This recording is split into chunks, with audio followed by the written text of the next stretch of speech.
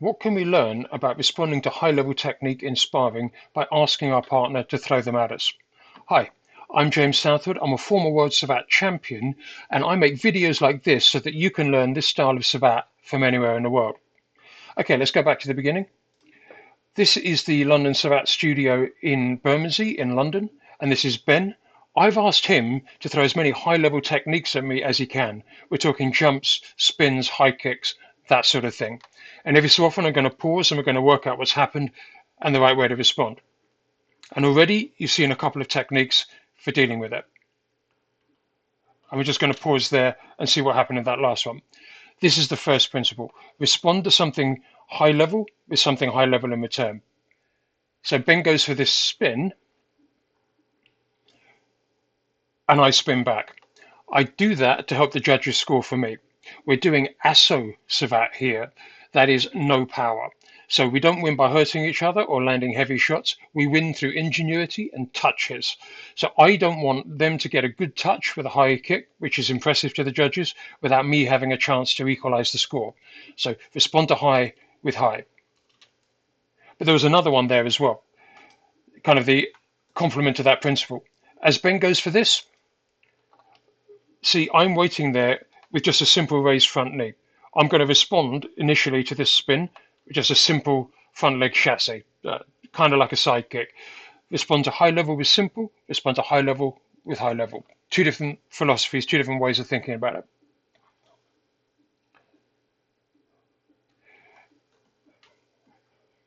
And here, did you spot that? Ben sets up a really good low point in that moment. And he does it by going high twice and low once.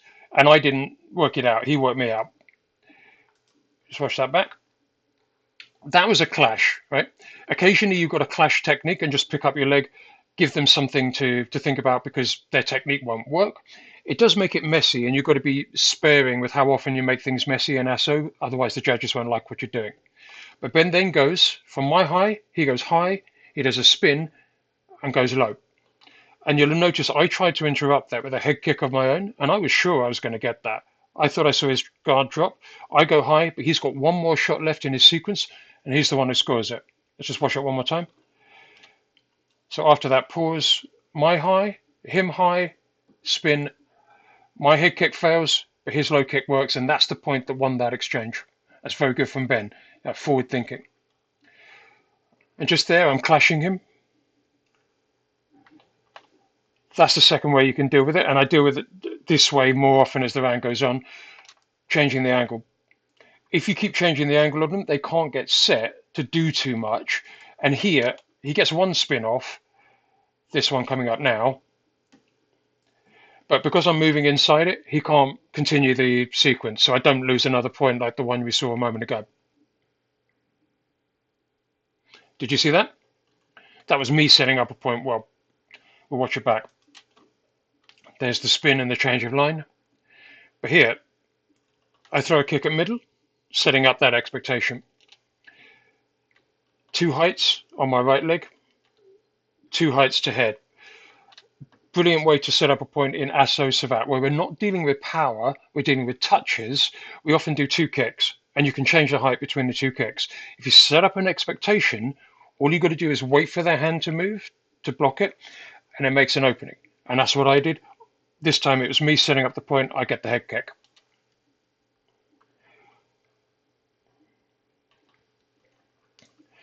And here I'm just showing him some line changes, again, just trying to discourage him. And there, that was the first punch we threw in the round. And that's something I'm getting wrong. Okay, Savate or French boxing is punches and kicks. And here you see 99% I'm throwing kicks. It's in part because I've asked Ben to throw kicks at me, so I'm standing off at kicking range. And it's also to do with the fact that Ben is a very good boxer, right? He's strong, he's got sharp reflexes. I don't want to be anywhere near that if I'm thinking about, winning an SO. So I'm avoiding it mostly, but just there, I responded to a high kick with a punch and a high kick just with something simple. That was a double jab response, and largely it worked, and it set up the kick that followed it.